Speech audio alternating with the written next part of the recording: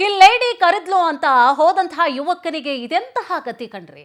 ಹನಿ ಹಿಂದೆ ಹೋದ ಬೆತ್ತಲಾಗಿ ಠಾಣೆಗೆ ಓಡಿ ಬಂದಂತಹ ಹುಡುಗ. ಮಡಿಕೇರಿಯಲ್ಲಿ ಮಂಡ್ಯದ ಯುವಕನಿಗೆ ಮಹಿಳೆ ಹನಿ ಟ್ರಾಪ್ ಮಾಡಿದ್ದಾಳೆ ನೋಡಿ. ಹುಡುಗಿ ಕರೆದ್ಲು ಅಂತ ಹೇಳಿ ಹೋಗ್ಬಿಟ್ರೆ ಇದೇ ಗತಿ ಆಗ್ಬಿಡುತ್ತೆ ನೋಡಿ. ಹನಿ ಹಿಂದೆ ಹೋದ ಬೆತ್ತಲಾಗಿ ಠಾಣೆಗೆ ಓಡಿ ಬಂದಂತಹ ಹುಡುಗನ ಕತೆ ಇದು. ಮಡಿಕೇರಿಯಲ್ಲಿ ಮಂಡ್ಯದ ಯುವಕನಿಗೆ ಮಹಿಳೆ ಹನಿ ಟ್ರಾಪ್ ಅನ್ನ ಮಾಡಿದ್ದಾಳೆ. ಯುವಕನಿಗೆ ಫೇಸ್ಬುಕ್ನಲ್ಲಿ ಪರಿಚಯ ಆಗಿರ್ತಾಳೆ, ತನ್ನ ಬಲೆಗೆ ಬೀಳಿಸ್ಕೊಂಡಿರ್ತಾಳೆ. ಖಾಸಗಿ ಹೋಮ್ ಸ್ಟೇಗೆ ಕರೆಸ್ಕೊಂಡು ಹನಿ ಟ್ರಾಪ್ ಅನ್ನ ಮಾಡಬೇಕು ಅಂತ ಹೇಳಿ ಮುಂದಾಗ್ತಾಳೆ ಮಹಿಳೆ. ಮೂವರು ಯುವಕರನ್ನ ಬಳಸ್ಕೊಂಡು ಹನಿ ಟ್ರಾಪ್ ಅನ್ನ ಮಾಡ್ಲಿಕ್ಕೆ ಅಂತ ಹೇಳಿ ಮುಂದಾಗಿರ್ತಾಳೆ. ಡಿಮ್ಯಾಂಡ್ ಮಾಡಿರ್ತಾಳೆ ಹಣಕ್ಕೋಸ್ಕರ. ಹಣ ಕೊಡದೇ ಇದ್ದಿದ್ದಕ್ಕೆ ಹಲ್ಲೆಯನ್ನ ಕೂಡ ನಡೆಸಿದೆ ಈ ಒಂದು ಗ್ಯಾಂಗ್. ಎಸ್ಕೇಪ್ ಆಗಿ ಮಡಿಕೇರಿ ನಗರ ಪೊಲೀಸ್ ಠಾಣೆಗೆ ಓಡೋಡು ಬಂದ್ಬಿಡ್ತಾನೆ, ಅಯ್ಯೋ ನನ್ನ ಕಾಪಾಡಿ ಅಂತ. ಕೇಸ್ ದಾಖಲಿಸಿ ಹಲ್ಲೆ ಮಾಡಿದಂತಹ ಮೂವರಿಗಾಗಿ ಪೊಲೀಸರು ಹುಡುಕಾಟವನ್ನು ನಡೆಸ್ತಾ ಇದ್ದಾರೆ. ಕಿಲೇಡಿ ಕರೆದು ಬಿಟ್ಲು ಅಂತ ಹೇಳಿ, ಹುಡುಗಿ ಕರೆದ್ಲು ಅಂತ ಹೇಳಿ ಹೋಗ್ಬಿಟ್ರೆ ಯುವಕನಿಗೆ ನೋಡಿ ಈ ಗತಿ ಬಂದ್ಬಿಡುತ್ತೆ. ಹನಿ ಹಿಂದೆ ಹೋಗಿದ್ದಕ್ಕೆ ಆಗಿರುವಂತಹ ಘಟನೆಯನ್ನ ಗಮನಿಸಿ. ಪೊಲೀಸ್ ಹತ್ರ ಓಡೋಡು ಬರ್ತಾನೆ, ಹನಿ ಹಿಂದೆ ಹೋಗಿದ್ದು, ಆಮೇಲೆ ಓಡೋಡು ಬರ್ತಾನೆ, ಅದು ಮೈ ಮೇಲೆ ಬಟ್ಟೆ ಇಲ್ದರಂಗೆ. ಮಡಿಕೇರಿಯಲ್ಲಿ ಮಂಡ್ಯದ ಯುವಕನಿಗೆ ಮಹಿಳೆ ಹನಿ ಟ್ರಾಪ್ ಅನ್ನ ಮಾಡಿರುವಂತಹ ಘಟನೆ ಇದು. ಯುವಕನಿಗೆ ಫೇಸ್ಬುಕ್ನಲ್ಲಿ ಫಸ್ಟ್ ಏನಾಗಿರ್ತಾಳೆ, ಪರಿಚಯ ಆಗಿರ್ತಾಳೆ. ಖಾಸಗಿ ಹೋಮ್ ಸ್ಟೇಗೆ ಯುವಕನನ್ನ ಕರೆಸ್ಕೊಂಡು ಹನಿ ಟ್ರಾಪ್ಗೆ ಮಹಿಳೆ ಪ್ರಯತ್ನವನ್ನ ಮಾಡ್ತಾಳೆ. ಮೂವರು ಯುವಕರನ್ನ ಬಳಸ್ಕೊಂಡಿರ್ತಾಳೆ ತನ್ನ ಹನಿ ಟ್ರಾಪ್ಗೆ.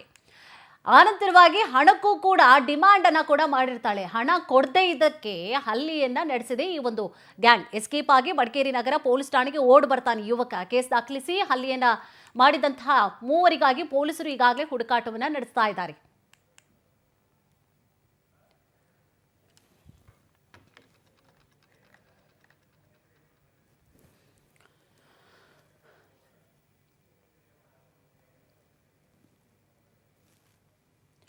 ಇದೇ ವಿಚಾರ ಸಂಬಂಧವಾಗಿ ಹೆಚ್ಚಿನ ಡೀಟೇಲ್ಸ್ ಅನ್ನ ಕೂಡ ನೀಡ್ತಾ ಹೋಗ್ತಾರೆ ನಮ್ಮ ಮೈಸೂರಿನ ಪ್ರತಿನಿಧಿ ಆಗಿರುವಂತಹ ಪ್ರೇಮ್. ಎಸ್ ಪ್ರೇಮ್, ಏನಿದು ಕಿಲೇಡಿಯ ಕಥೆ ಅಂತ ಹೇಳಿ ಏನಿದೆ ಕಂಪ್ಲೀಟ್ ಆದಂತಹ ಮಾಹಿತಿ? ಹೌದು, ಇಂಥದೊಂದು ಘಟನೆ ನಡೆದಿರುವಂತದ್ದು ಕೊಡಗು ಜಿಲ್ಲೆಯ ಮಡಿಕೇರಿನಲ್ಲಿ ಇಂಥದೊಂದು ಘಟನೆ ನಡೆದಿರುವಂತದ್ದು. ಮಹಿಳೆ ಮಡಿಕೇರಿ ಮೂಲದಂತಹ ಮಹಿಳೆ ಮತ್ತೆ ಮಂಡ್ಯ ಜಿಲ್ಲೆಯ ಮದ್ದೂರು ತಾಲೂಕಿನ ಯುವಕರು ಕೂಡ ಇಬ್ಬರು ಕೂಡ ಫೇಸ್ಬುಕ್ ನಲ್ಲಿ ಪರಿಚಯವಾಗಿರುತ್ತೆ. ನಂತರವಾಗಿ ಅವರು ತಡರಾತ್ರಿ ಅವರನ್ನ ಕೂಡ ಮನೆಗೆ ಕರೆಸ್ಕೊಳ್ತಾರೆ. ಅಂದ್ರೆ ಮಡಿಕೇರಿ ನಗರದಲ್ಲಿರುವಂತಹ ಒಂದು ಅಲ್ಲಿ ಹೋಮ್ ಸ್ಟೇಗೆ ಕರ್ಸ್ಕೊಳ್ತಾರೆ. ಕರ್ಸ್ಕೊಂಡಂತ ಸಂದರ್ಭದಲ್ಲಿ ಮಹಿಳೆ ಜೊತೆಗಿರ್ತಾರೆ.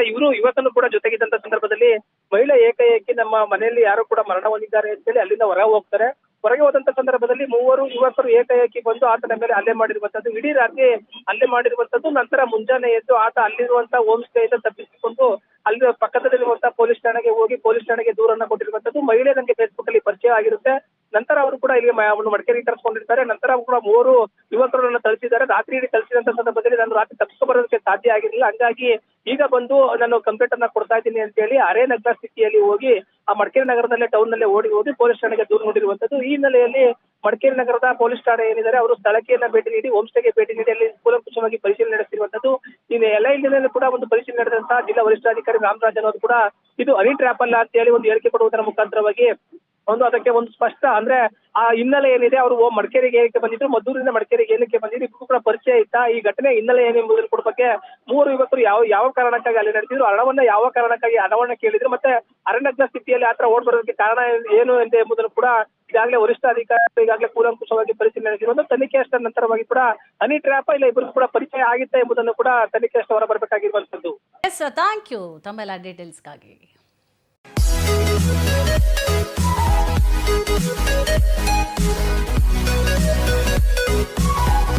Thank you.